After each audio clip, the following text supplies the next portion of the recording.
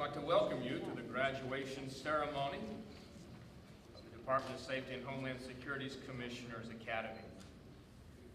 The culmination of a long and sometimes perhaps challenging journey has finally reached its culmination, and there are smiles in the audience. We would like to thank those who are visiting and sharing the experience today.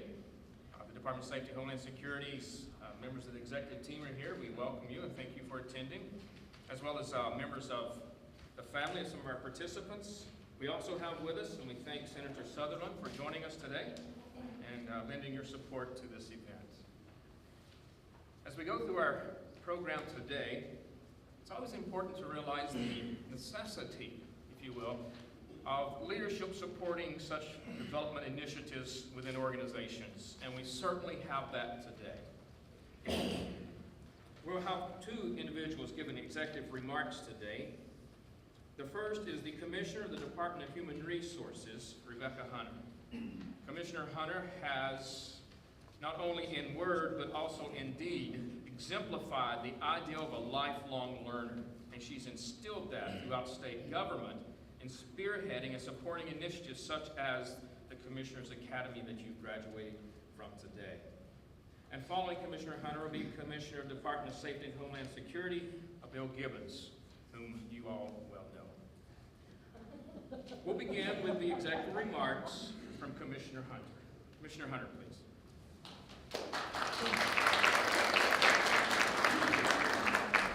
Thank you so much, Ernie. And I want to begin by congratulating each and every one of you here today because we've got to host two graduations this week, and I was sharing with yesterday's class, I'm sure many of you probably weren't aware of what you were getting yourselves into when you signed up for this Leadership Academy. So congratulations for accomplishing this amazing journey that you've been on. And I also want to thank, we got a lot of people in the audience that are here just for support. And I really want to thank you all for being here. I see the members of leadership, Senator Sutherland.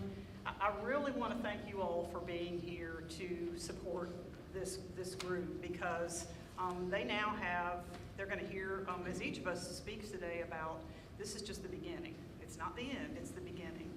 So I wanted to share with you all what I really appreciate about what I've seen happening here at the state over the last few years, where we've really tried to put a focus on learning and development.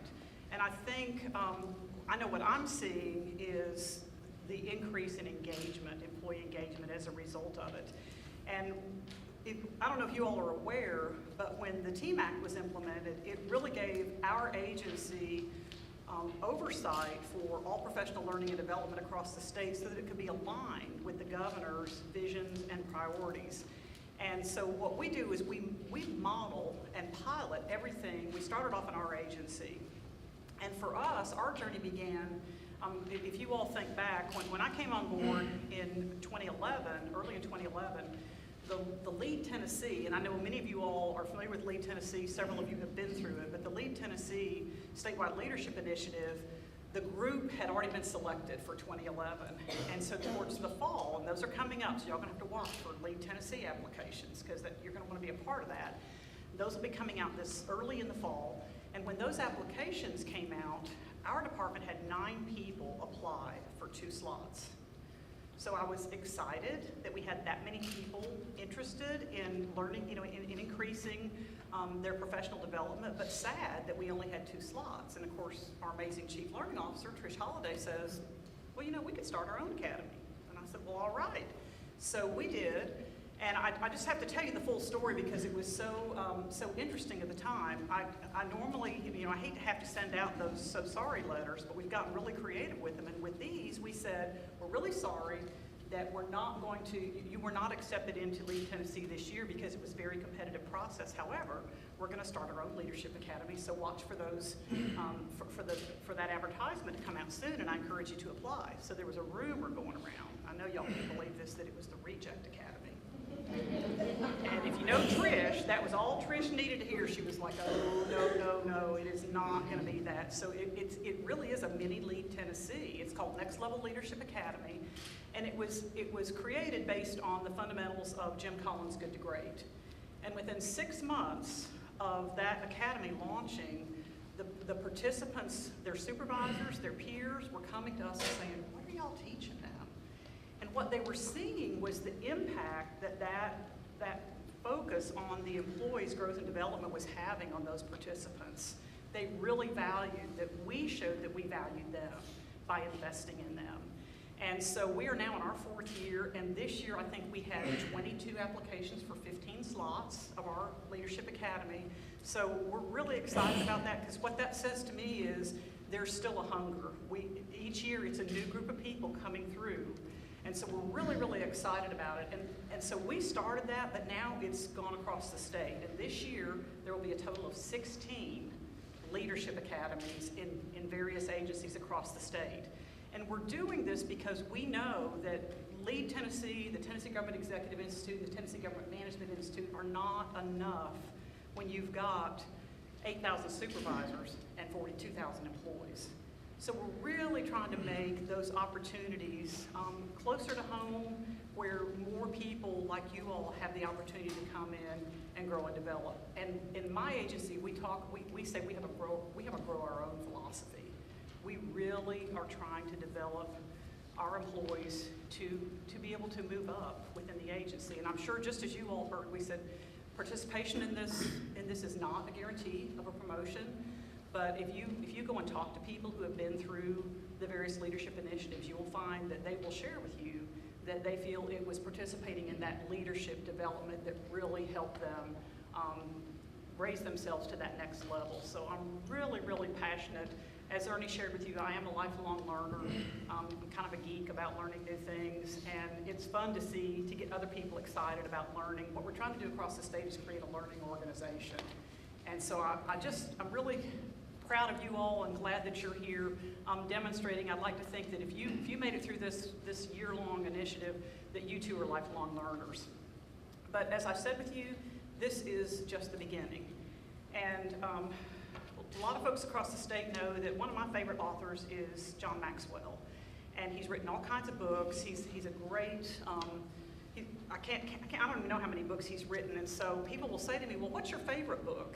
And actually, this is my favorite book by John Maxwell. It's the Maxwell Daily Reader. And what I love about it is he pulls excerpts from all the different books he's written and puts them in this one book. So each day you can read something from one of those books he's written. And I've had people tell me that's been really good for me, because then I can focus in on which one I really want to spend more time with. But I wanted to share with you one of my favorites by him, and I think it's so appropriate for you all going forward. It's called Enlarging Others. And he shares that team members always love and admire a player who is able to help them go to another level, someone who enlarges them and empowers them to be successful. Players who enlarge their teammates have several things in common. The first one is enlargers value their teammates. Your teammates can tell whether you believe in them. People's performances usually reflect the expectations of those they respect. And we see this and encourage this all the time in our agency. For one of our values is respect.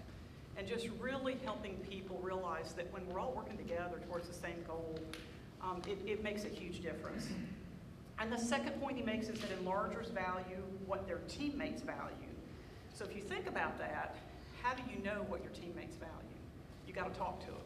And I'm reminded of, I've had various conversations with supervisors or with employees who say, my supervisor won't even talk to me. We're really trying to change that. And I know one way we're doing that, and I know everybody just kind of groans when we talk about the performance management. If you all think about it, if you stop and think about what's happening in Tennessee state government, we're now having 4 conversations at a minimum with our employees.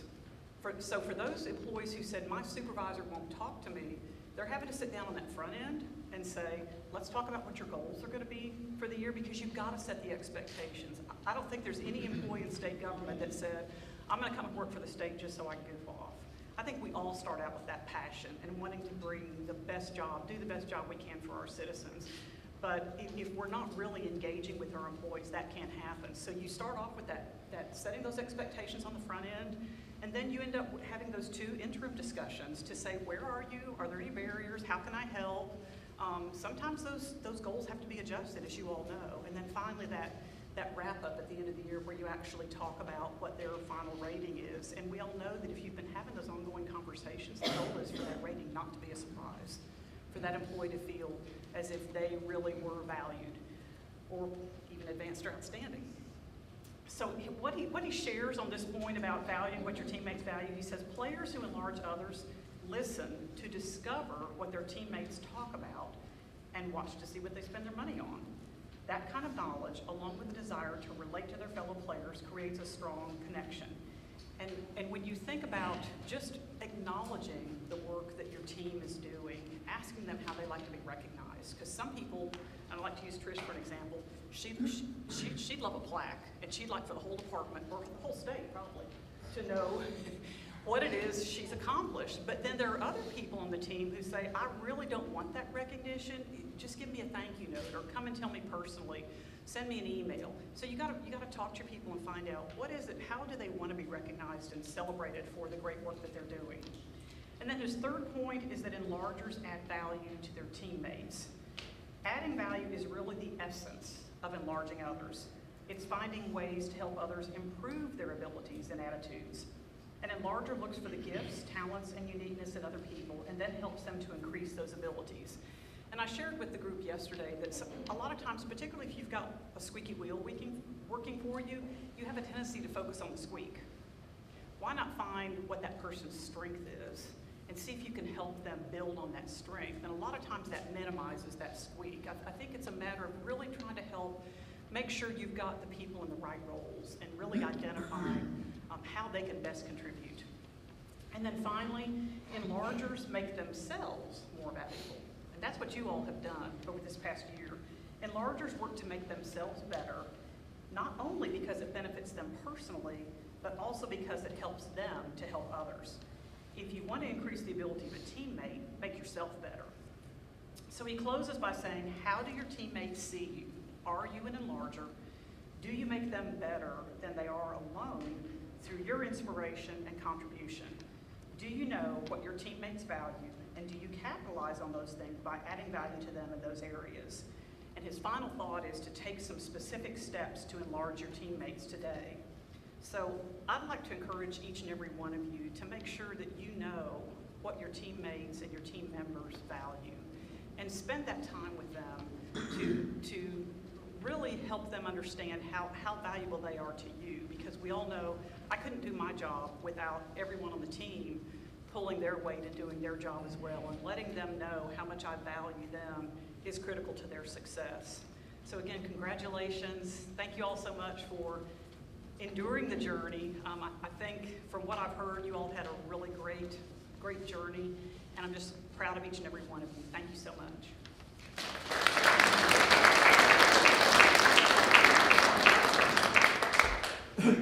Thank you, Commissioner Hunter, for sharing those insightful thoughts with us. At this time, we have the privilege of hearing further executive remarks from the Commissioner of the Department of Safety and Homeland Security, Mr. Bill Gibbons. Commissioner Gibbons.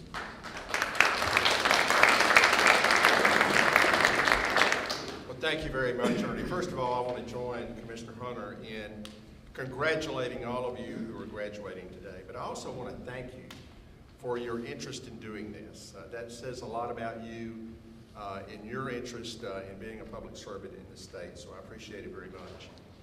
I think I first met with the class on July 13th of last year, I think that's right, and made some comments to you at this time. As Rebecca said, maybe you didn't quite know what you were getting into at that point, but I hope all of you have enjoyed this experience. I've had an opportunity to talk to a number of you, and you've told me that it's been a great experience. This professional development effort is a little different from any other that I've ever seen, because it really focuses on core competencies that have been identified that we need in the Department of Safety and Homeland Security. And to my knowledge, I don't know of any other professional development effort that really focuses on core competencies the way this did. So it really makes this effort somewhat unique. Now, what I'd like to do today is just share with you some observations, some advice. And of course, this is the first class. For me, it will be the last class as commissioner. because I'm going to be moving on at the end of August and taking on some new responsibilities. Now, having said that, I'm still going to be a state employee. I'm going to be at the University of Memphis as the director of the new Public Safety Institute there. And my hope is that in that new capacity, still as a state employee, that I will have many opportunities to be interacting with many of you who will be in leadership positions in the Department of Safety and Homeland Security. I certainly hope that. But I want to today just to kind of give you some kind of off-the-cuff advice. Well, it's not off-the-cuff. Actually, I'm pretty consistent in my advice, and I probably told you this back July 13th of last year. But just some advice about some things you ought to keep in mind in your leadership positions. And when I look at the 5 competencies that you have focused on over the last year, I think this advice applies to almost every one of them. First of all, you may, on many occasions, be the smartest person in the room. One of you is the smartest person in the room today. I don't know which one. But you may very well find yourself in that position. But don't ever think you're the smartest person in the room, and don't ever act like you're the smartest person in the room. Be a good listener. Show humility. I think that's a very, very important quality in any leader. One of the things I have enjoyed the most as commissioner is going around the state, meeting with our troopers in the various districts, going to our driver services centers, a lot of times surprise visits, and they say, oh no, here he comes. But I have enjoyed doing that because it's an opportunity for me to interact with troopers across the state, with employees and driver services centers across the state. And the more they're willing to tell me what they think and their observations about the good and the bad of the department, the more it helps me. And I think it's important for all of us as leaders to be good listeners because as a result of that, we'll get a lot of good ideas. I can tell you that on many of our visits to district THP headquarters and talking to the troopers, Colonel Trott and the other members of the command staff and I have left those meetings with a lot of good ideas as a result of listening to what troopers had to say. Number 2, I want to piggyback on what Rebecca said, and that is view your lives as a learning experience from this day forward. Being a lifetime learner is very, very important, and of course your participation in this is a reflection of your commitment to that.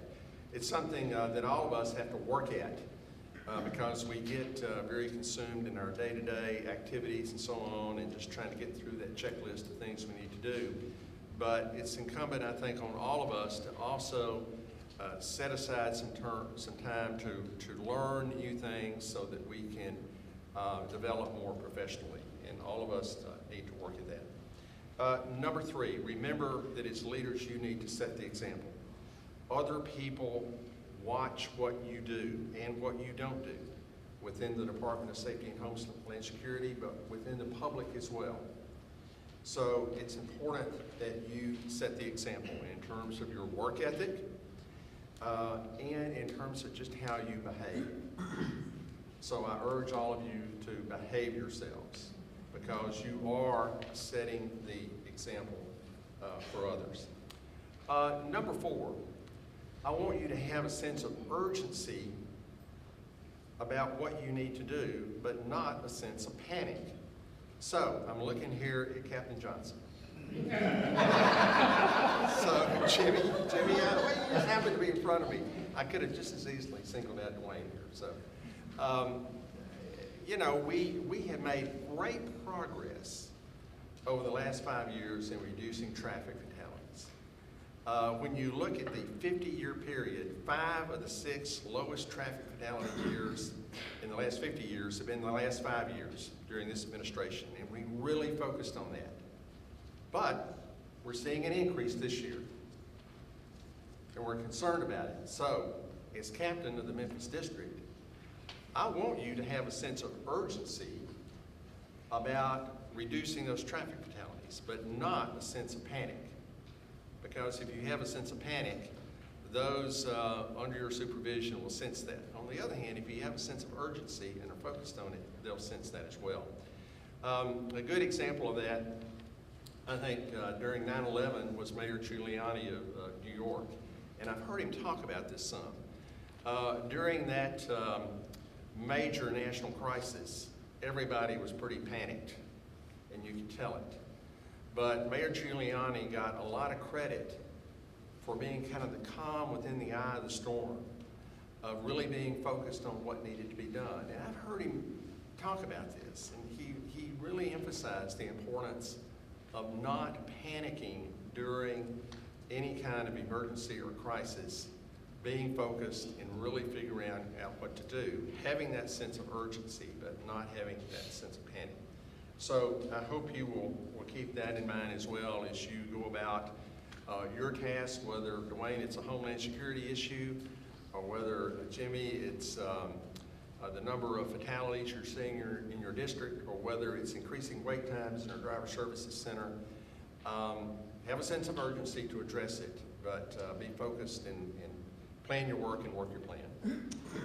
So those are just some things that come to mind that I wanted to share with you. My guess is when I talked to you last July 13th, I kind of said a lot of the same things. I'm fairly consistent on that. But again, I want to thank you for your interest in being part of this class, and also congratulate you. So it's good to be here with you, and while I will not be commissioner for the next class, I hope I'll be attending future graduations as well. Thank you.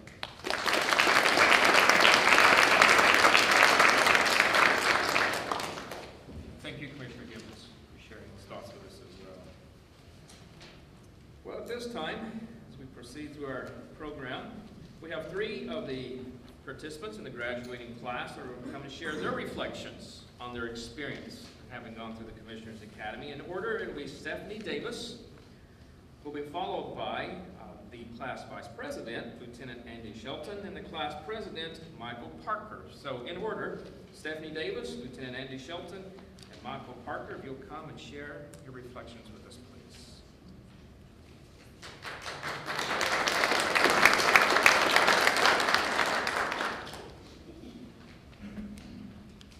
Good afternoon, and welcome to the first graduation ceremony for the Leadership Academy. On behalf of Driver Services Division, we would like to take the opportunity to give you a few words of our appreciation for being accepted into the first Commissioner's Leadership Academy. Our experiences was and is extremely rewarding. We grew as individuals as well as better professionals in our careers. It's a pleasure to watch, listen, and learn from fellow colleagues. In addition to sharpening our writing and communication skills, we learned that a leader is a continuous learner. This academy taught us personal and professional traits that will help us better ourselves in the future. Through the 5 competencies in which we learned, interpersonal savvy, conflict management, composure, managing diversity, and dealing with ambiguity gave us a better understanding of our own personal strengths, weaknesses, difficulties, and the ability to understand, to accept the uncertainties. Each day we reach to be remarkable. We strive to realize our full potential and recognize what a difference it makes when we do it. It shows in our work ethic, our communication, our need to share and utilize information and resources to get the job done. It's in the way we connect with our external and internal customers of this great state of Tennessee. From this academy, we have established relationships across stations, districts, and the state on all levels. We in turn will respect, inspire, confidence, and turn words into actions, and those actions into results. The Leadership Academy shows that the state of Tennessee applauds great ideas, congratulates accomplishments, and celebrates teamwork. Before I take my seat, let me leave you with 2 small words with a big meaning. Thank you for believing in us, pushing us when needed, motivating us, inspiring us, and guiding us. Thank you from Driver Services Division. Our acceptance is greatly appreciated. Commissioner Bill Gibbons, Assistant Commissioner Bullard, Assistant Commissioner Godwin, Assistant Commissioner Perky, Director Michael Hogan, and facilitators Deborah Toby, Shannon Howell, Amy Malo, I may not pronounce that right, and Jennifer Hurst Brown. Thank you.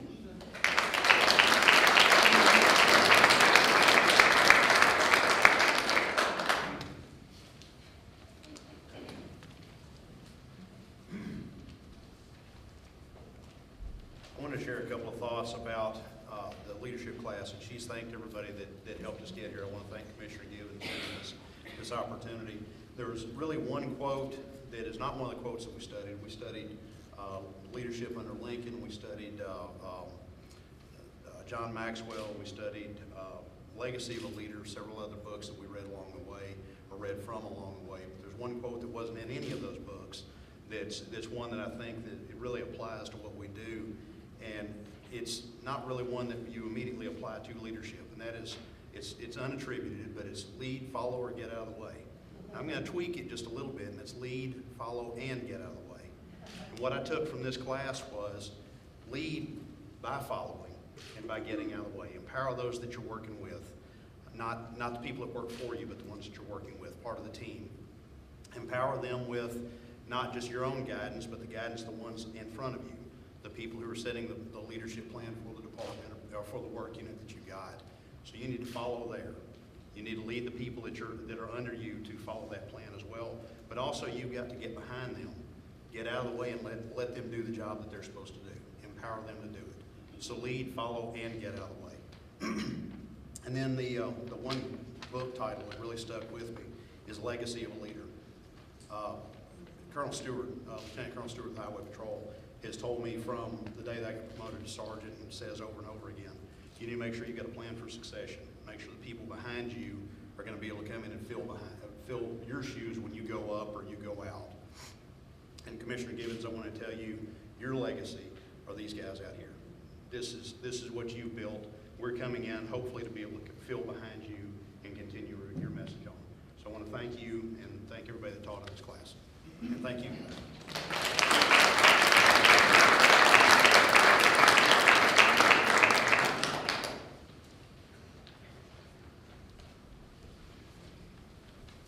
Hello, all of you. My name is Michael Parker. I'd like to welcome you also. My colleagues, congratulations. I told you all in the beginning that we'd set the bar and we'd set it high, right? One quote I'd like to start off with is a fundamental principle of leadership is to produce more leaders and not followers, as you have done. I'd like to recognize three of the colleagues that has gone through the class since the beginning. This is some of the future leadership of the Highway Patrol. It is Captain Jimmy Johnson, Lieutenant Dennis Drumright, Sergeant Brad Simpson. If you would stand.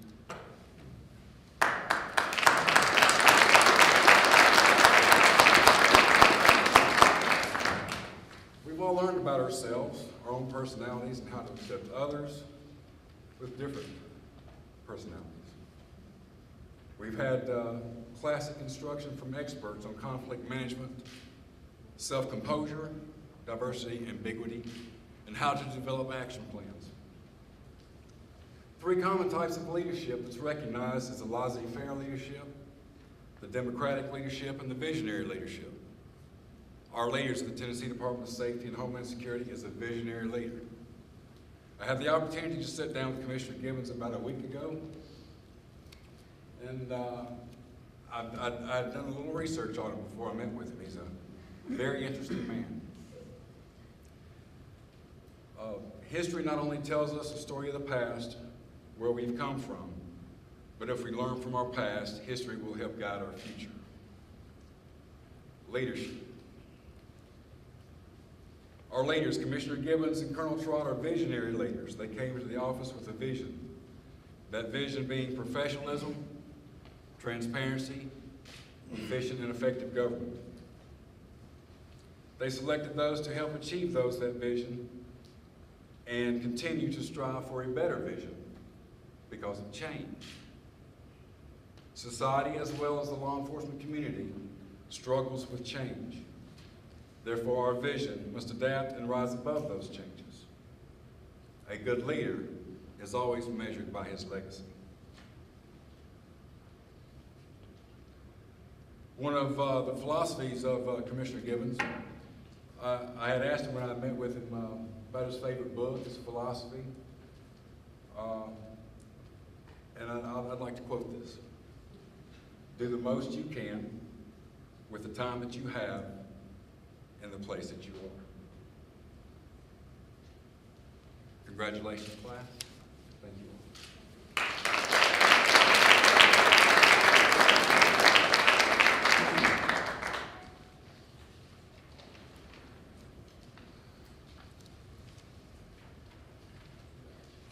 Thank you, Stephanie, Andy, and Michael for sharing those thoughts with us. One does not typically undertake a challenging leadership development program such as the one that you have now completed without the desire of acquiring knowledge and skills, abilities, and competencies that will help you but improve as a leader in Tennessee state government. But let's not kid ourselves. You also look forward to a moment when you get to walk in front of the others, shake a few hands, and receive that coveted piece of paper or plaque that you get to mount on the wall somewhere for all to see for time eternal that you have made an accomplishment. That time is now. We enjoy holding such events as this in a venue such as the old Supreme Court chambers, or the very historicity of this place. The architecture itself it just lends to the atmosphere that the French call, I don't know what they call it.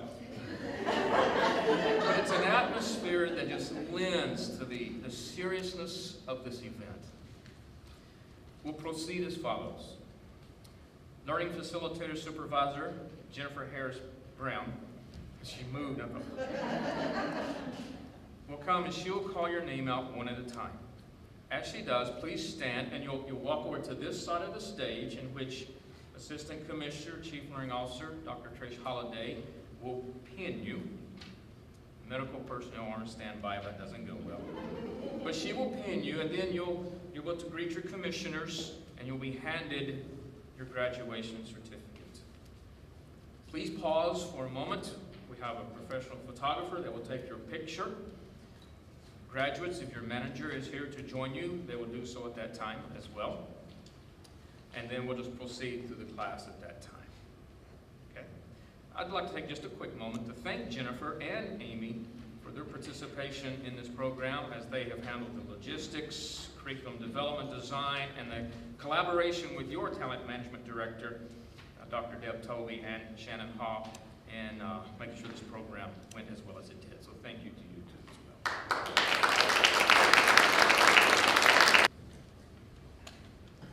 As everyone is getting in place, I want to say on behalf of myself and Amy that it has been our pleasure to serve you as the SLS facilitators for your academy. And one thing that really impressed me about your academy was one of the first groups to do this with the academies I've worked with, is you decided that you wanted a president, a vice president, and a secretary, and there were several other things you did. I think you also did a yearbook. They have a class yearbook. Is that correct? You're working on that. So that was fantastic. So that said to me that you were excited about the academy and was going to be very willing and eager participants. So with that, we'll start. Terracotta Beach.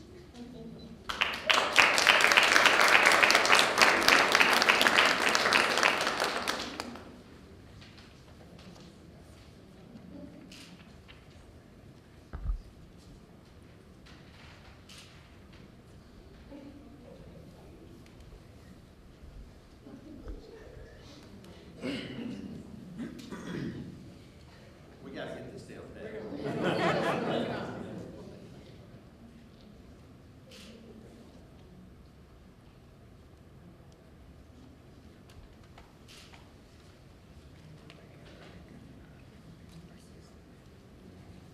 Robin Beeman.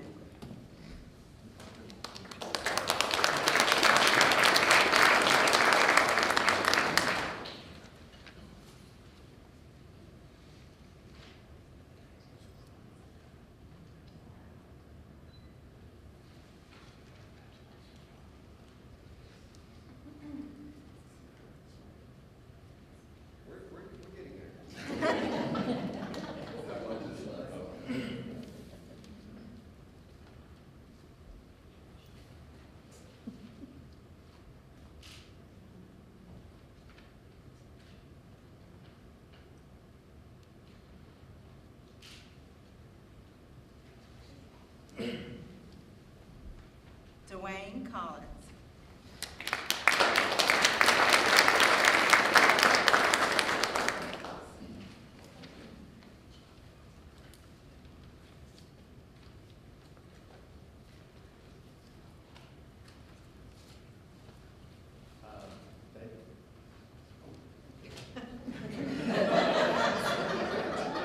Looking for his wife.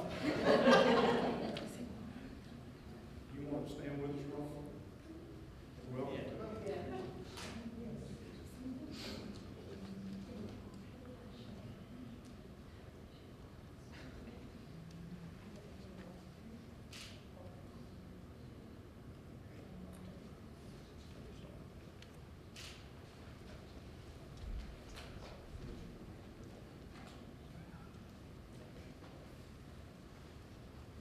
Stephanie Davis.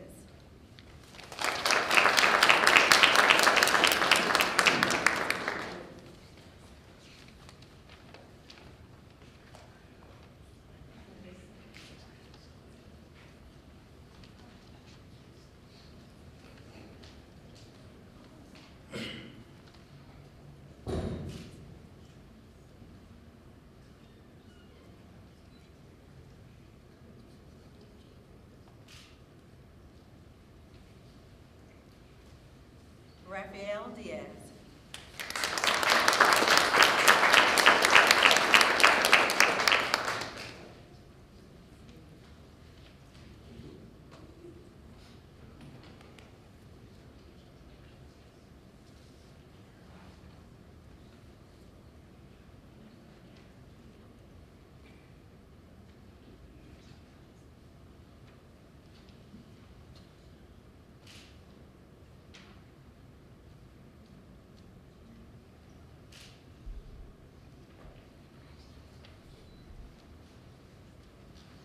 Lieutenant Dennis Drumright Jr.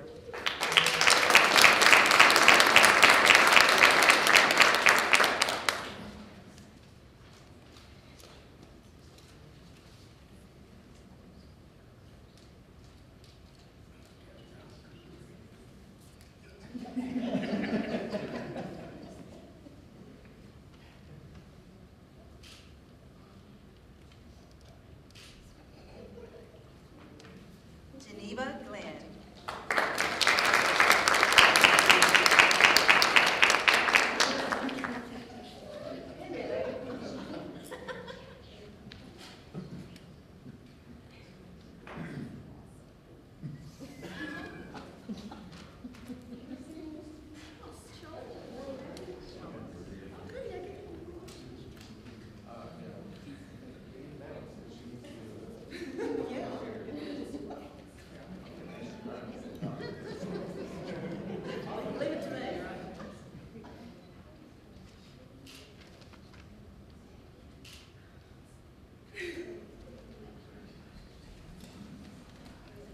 Trooper Kendall Grasty.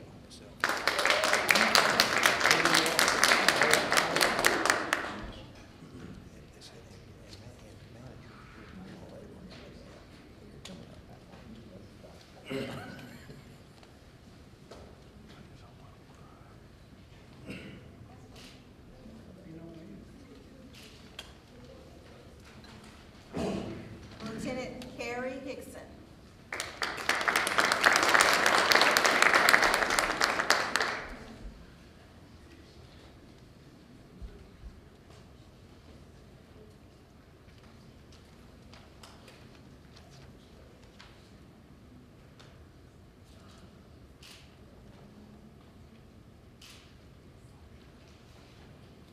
Cheryl Huff Pond. Can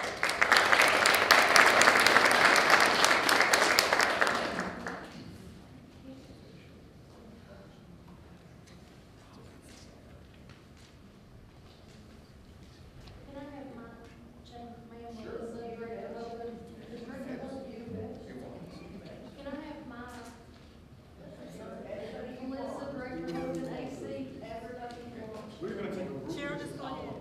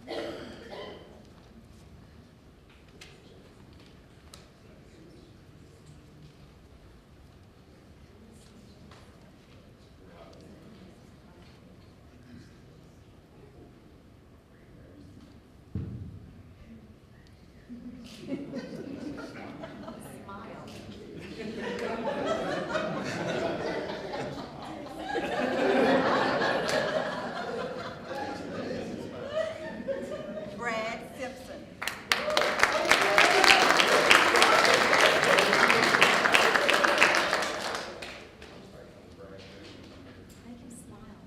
By the way,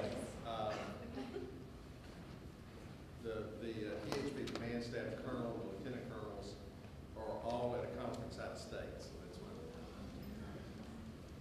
Mark, I stay here at work. That's right. You can make some big decisions that are ethical. I appreciate that. Now, this is a smile.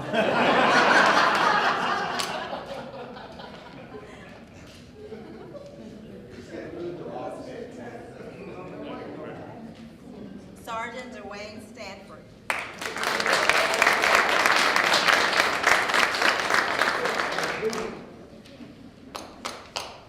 didn't get a clap.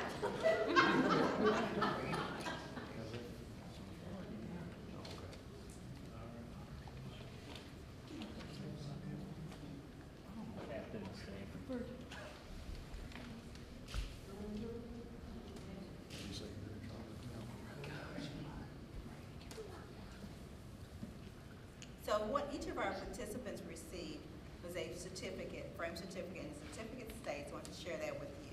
For successful completion of the Commissioner's Leadership Academy, a leadership development program of the Department of Safety and Homeland Security, partnering with the Department of Human Resources for the advancements of leaders, this is the 8th day of June 2016. And with that, I'd like to ask the entire class to stand and ask that we congratulate the inaugural class of the Department of Safety.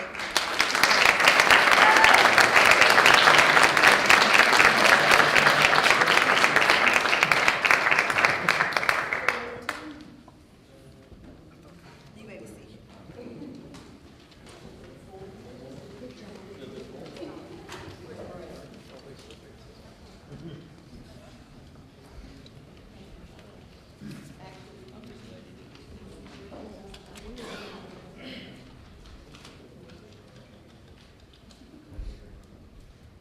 As we conclude our ceremony today, we have one final individual who will present.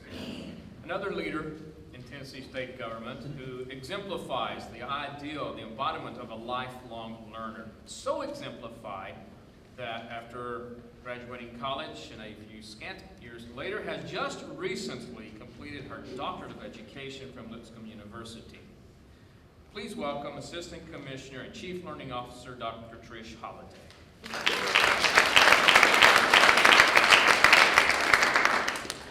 Thank you, Ernie. We won't talk about scant. We'll talk about that later, right? Let's always remember that this only happens because of Commissioner Gibbons, Commissioner Hunter, and the governor who says this is important. And I never want to take that for granted because I truly believe transformational change in state government starts at the top. And it starts with having visionary leaders like you all have described. So congratulations, Commissioner Gibbons, for accepting this challenge and bringing this to fruition. There is a Hebrew word called kadima. It means forward. Everybody say it with me, kadima. Kadima.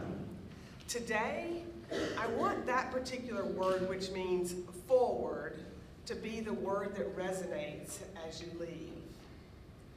I'd like that to be the word of the day because tomorrow is the first day of the next phase of your journey.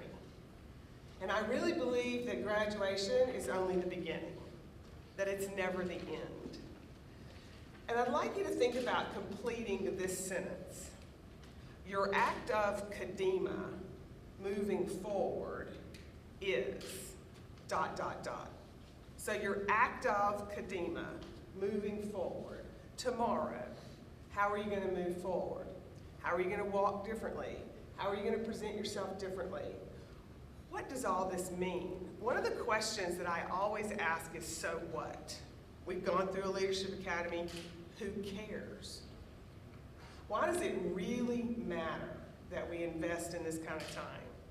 And so my leadership charge to you is to think about what does forward look like in your leadership journey. What are you going to do? Who are you going to teach? Who are you going to empower? How are you going to lead differently because of this experience?